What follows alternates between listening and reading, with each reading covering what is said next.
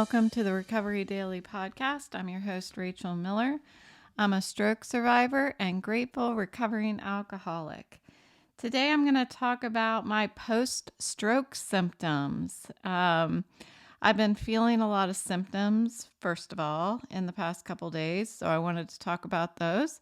And secondly, I have 2 doctor's appointments coming up in December that I need to prepare for by documenting all of my symptoms and being able to articulate them clearly in order for them to be documented in my files appropriately. I have learned I've learned a little something about how to attend a doctor's appointment now, with regards to like making sure that my medical records have the appropriate information on them and such. So that's what I'm going to talk about today. We're going to prepare for these doctor's appointments, and I also wanted to just update you all on what's going on and how I've been feeling. I know I spend a lot of my episodes talking about really managing everyday life in recovery. Managing everyday life, even if you're not in recovery, even if you're not an alcoholic, even if you have not had a stroke.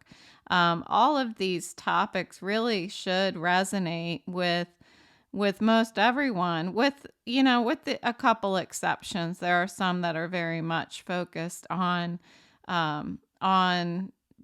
alcoholism and having a stroke. But I think for the most part, I try to reach people, talk about topics that can resonate with everyone. So today I wanted to provide an update on how I'm feeling and what symptoms I'm experiencing.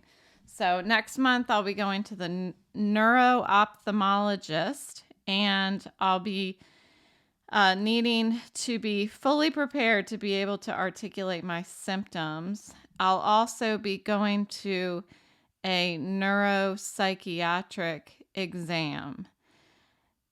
So I'll need to be able to articulate the symptoms and rate them on a scale of 1 to 10. So we're going to do that so that they'll be documented thoroughly in my record at the time of my appointment. I've been procrastinating for a couple weeks about this. I think it's because it's a trip inside myself to explore that which is unpleasant, the stuff that hurts, the stuff that I'm trying to, not ignore, but the stuff that I'm trying to heal from. And so to actually sit down and write it all down, what's not feeling well, what hurts, it's not fun. I guess basically it's just not fun. So we're going to do this anyway. And I know I do this a lot on the show where I'm talking about things that are uncomfortable, my emotional discomfort. So now I'm going to talk about my physical discomfort. And my hope is that by recording this, anyone out there who might have suffered a stroke and has some sort of eye movement disorder, lack of convergence ability, lack of tracking ability, these types of things, will reach out to me and we can trade stories. In fact, I had another stroke survivor reach out to me today, and we traded a couple stories. And honestly, it was brief, but it was so rewarding to hear that. She simply expressed to me that she too did the same thing as I did, where she did this brief stint of recovery and then went back to work and was in denial for, she said, about 3 years for her. And then she decided she just couldn't do it anymore. So I'm not alone. I knew I wasn't alone, but the more people that I can reach by talking about my situation, the more that I think we can all learn from each other, or at least, if nothing else, not feel alone and be able to share frustrations and challenges. And what did you do about it? Well, this is what I did. So some of this that I'm sharing may sound a little disturbing to my family, my kids, my friends. And this is another reason why I don't like to talk about it as much in detail because, well, you know me, I don't want anyone to feel bad. I don't want anyone to feel bad for me. But I think that this is important. So that's what we're going to do today. So here we go. Yesterday, I took my Weimaraner, Autumn, who we all know well, right? No, not really, for a walk. And I've talked about how I have been taking shorter walks. So what I did is because of the time change and what we call the witching hour, quote unquote, which is usually 60 minutes prior to dinner time, but because of the time change, it's become the witching 2 hours where she's just frantic. She's crazy. She's already a crazy dog, but she's just like, it's time to eat. It's time to eat. It's time to eat. It's time to eat. And so I took her out so that I could try to occupy her for longer than usual. I didn't walk fast. I didn't walk further away from my home, but I did stay out longer with her, taking little paths that run throughout the block that I live on in my neighborhood. So after about 30 minutes, I began to feel like I had this sensation of passing out. So it's like, it's not like a feeling of passing out like when you don't have enough sugar in your body, which is something that I used to suffer from when I didn't eat enough. But this is more just like, I've explained it to my doctor where it feels like if my brain was a TV set, somebody's just about to turn it off. Just turn it off, switch it off so that I would just fall out. So I was around the block from my house, but I was very unsteady on my feet to the point that I had to stop and contemplate if I could make it home. So just a block away, I thought, should I sit down in the middle of this path or should I call my boyfriend and ask him to walk over to where I was and meet me so that he could walk me home? If I were to give a rating, it was a 9 out of 10, 10 being I was going to pass out. So it felt right before the point where I would just pass out. It's not, again, since it's not like that feeling of not having enough sugar in your body, it wasn't like my vision was going black because I've had that happen from like heat stroke. I've had that sensation before where everything's turning black and I'm going to fall over. It's not like that. It was like a TV set, like somebody was just going to turn it off and I was just going to fall over. So I chose to walk slowly home and sat still for the rest of the evening, closing my eyes to relax my head. That my head felt like I was unable to handle any stimulation, like including just looking at my boyfriend while we were talking, while we were sitting on the couch. Today, I felt the same. I felt the same neurovisual sensations. And bear with me while I try to find the right words to describe what I'm experiencing, because I only have the words that either my doctors have told me or words that I've run across as I continue to meet people in the community. So today, the rating I would give it is 8 out of 10. I would not classify the discomfort in my head as pain. It's more like my brain feels like it's straining to do the job, to use my eyes. It feels like the only solution to the discomfort is to close my eyes. And that would relieve the discomfort. Now this is not something new that I've never experienced. I'm just like starting from today to explain what I'm feeling today. This is the same thing that I've been experiencing um, since the beginning of this year when I ended up, um, making the decision that I couldn't work anymore. So before the migraine injections that I'm on now, and throughout really since my stroke, so since my stroke in June of 2021, I had a constant headache. It felt like a hangover. Like I rode a wooden roller coaster 20 times in a row and it shook my head around.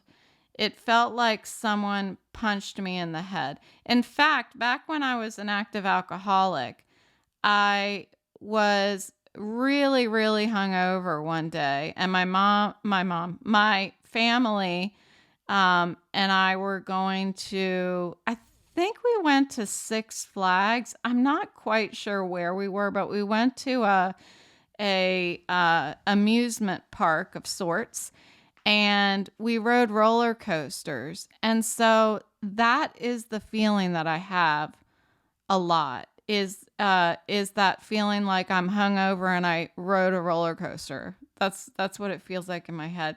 So like someone punched me in the head is what it feels like if I continue to be exposed to whatever stimulus that is in front of me.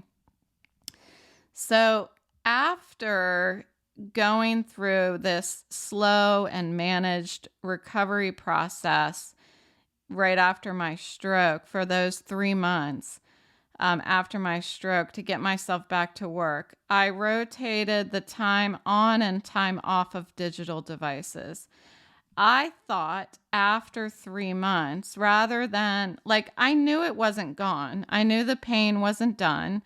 I knew that it was uncomfortable.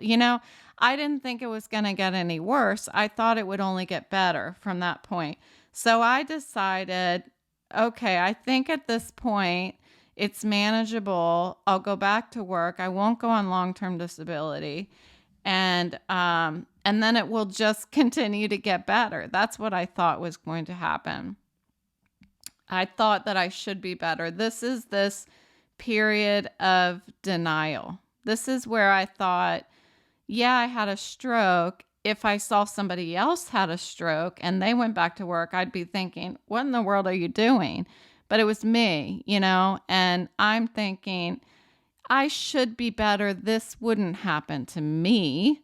I'm not the kind of person. What does that mean? I'm not somebody who would have a stroke and end up on disability for the rest of her life. Like that wouldn't happen to me. So I was in denial. I wasn't accepting the severity of what happened to me.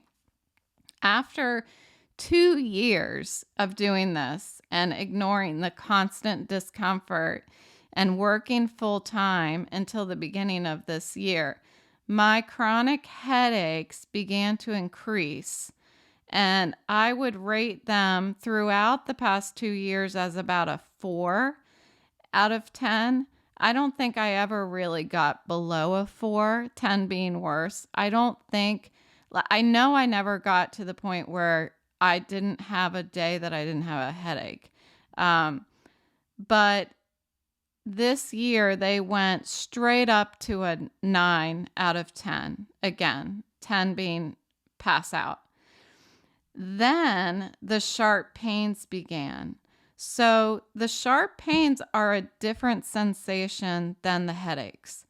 I remember the day that I was working and I finally just waved the white flag. I was talking to one of the many coworkers who kept telling me to take care of myself. And this was our HR partner. And I decided after talking to her, she was like the, I don't know, 5th person in a row that told me I needed to do something. I I decided, I can't do this anymore. I can't keep living like this. And so just like that, it was just like that, I say that it was just like that, but this was like months that I was feeling bad, and feeling worse and worse and worse until finally it was like a rubber band that just snapped. I just couldn't do it anymore. And I walked away from my favorite job ever. And I'm still totally attached to those colleagues of mine. It was such a gift to work and grow as a human being while working there, and get sober while working there as well. So back to the health update. As soon as I could get into the neurologist and a family doctor, I told them that I needed help. My head was so excruciating at this point with no relief. There was no medication that would relieve the pain. None. I got a copy of my neurology health records today and took a look at them. And in fact, on one of the days in my health record, it says that ibuprofen helps, which is not true. I've always been adamant that ibuprofen does not help. There is no pill that I've been able to take away any pain at all. So I don't know where that came from. There was also another error in those health records. I couldn't even look anyone in the face at this time, and this was in June. Without these sharp pains on either side of my head. On any given day, I still will experience brief sharp pains, but they're once every couple of weeks. And this is because I'm now on this migraine injection. So the headache, the underlying headache had been really diminishing over the past, I don't know, couple months that I've been doing this migraine injection, but it's just started picking up again. So it's like everything, it's getting worse. It's like the migraine injections have taken the pain away. So I aggravate it more, like I do more and aggravate it more. And then the pain it's like I can withstand more, but the pain is still going to come back. That's what it seems like to me. My neurologist has classified these sharp pains as migraines. I've never experienced migraines prior to my stroke.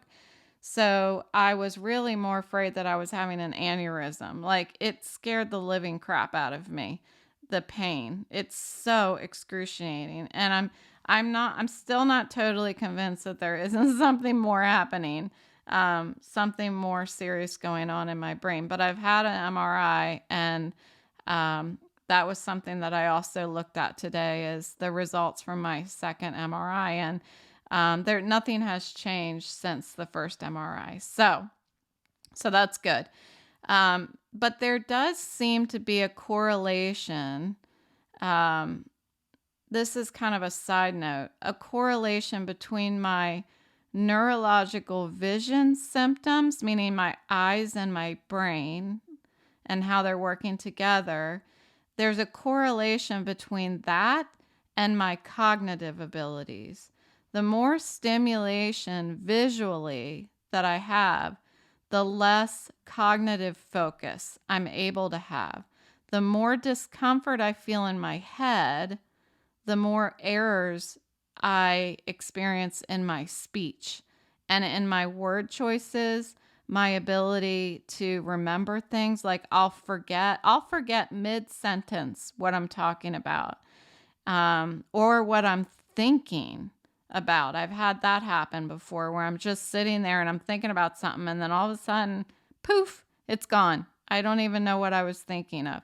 Like not, I can sit there and remember if you just give me a minute. No, it is gone. I have no idea what I was thinking about. So So that's interesting. And that's where my neuropsychiatric evaluation will come in when I have that test. So more about my eyes. When I do yoga, it's most apparent. This symptom is most apparent because I'm required to fix my eyes on a target. And what will happen is my eyes will make a quick movement away from the target. I feel like my brain is fatigued or something if I attempt to maintain a steady gaze on a target. Um, I'll just kind of be, I've seen like growing up, I saw other kids that had that eye or both of their eyes would just kind of quickly jerk away from looking at you. I've seen something like that before. That's what they do. I never had that happen before in my life until now. So I was looking up what that is. And so there's some sort of eye movement, some kind of eye movement dysfunction or something. I don't know what the right word is. When I shift my gaze quickly or slowly from one thing to another, like if I were to look at one thing on the left side of me and then move my gaze to something on the right side of me, whether I do it quickly or slowly, it doesn't matter. I feel some sort of strain in my brain. Like it's like fatigue, brain fog, unsteadiness. Depending if I do it really quickly, I'll get nauseous if I move my head really fast.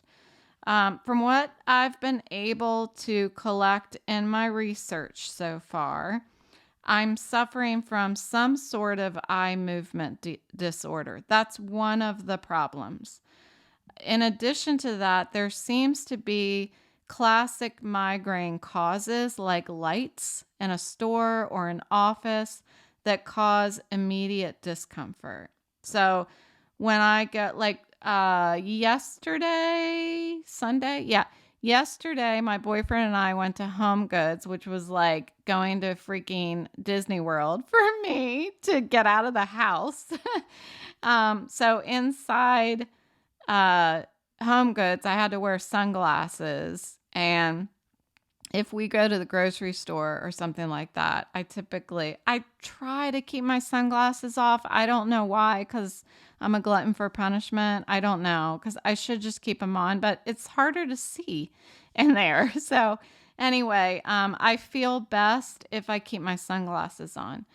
I spend most of my time with my gaze softened, so I'm not focused on anything in particular, but I'm just having really a full visual awareness of my surroundings.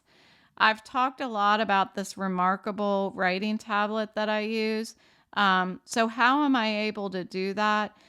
The best way I can articulate it is that number one, it's like writing on paper. So there's no backlight. So that doesn't agitate my head. I cannot sit and write on this tablet for an extended period of time. Really like 15 minutes max is what I would do. And when I'm writing, I'm not necessarily focused on every movement of my pen. I'm really, I don't know if you've ever tried this before, but you really don't have to look directly at the paper to write, to make the words, to form the words and make sure that you're writing in a straight line. So if you try it, you might get an idea of how I do it, but I'm really more focused on writing the correct words and writing them in a straight line. Often I will look back at what I wrote and I will have left a word out or left letters out of a word. I can focus on words if I need to, but I mostly relax my gaze. I have learned how to compensate for the discomfort and my impairment. A symptom that I'm newly aware of and I'm trying to understand, and I think will be interesting to talk to the neuropsychiatrist about, is this correlation between loud and overstimulating audio and my feeling of dizziness and nausea. And this is kind of it's kind of new, but not really. I've noticed that if I put something too loud, like an audio book, if I have it turned up too loud, or music or something, I'll start getting dizzy and nauseous. Like tonight, my boyfriend was playing a YouTube video of an incredible drummer, and music is a big deal in the house here. And so we had it turned up, and usually I have things turned up so that I can hear it since I'm not looking at the TV. But we had this turned up, and since it was drumming, I guess, and it was a lot of drumming, it was fast and it was loud. Um, the room started spinning. That's what it felt like. The room started spinning. So I had to ask him to turn it off for a second, like pause it, because I was like, whoa. And I explained to him what was happening. So we turned it down, and I was able to listen better. But I don't know. I'm really just having a really tough past couple days. So so this is the best that I could do to articulate my symptoms right now, what I'm dealing with. I was trying to capture everything that I'm experiencing. I'm sure I left something out.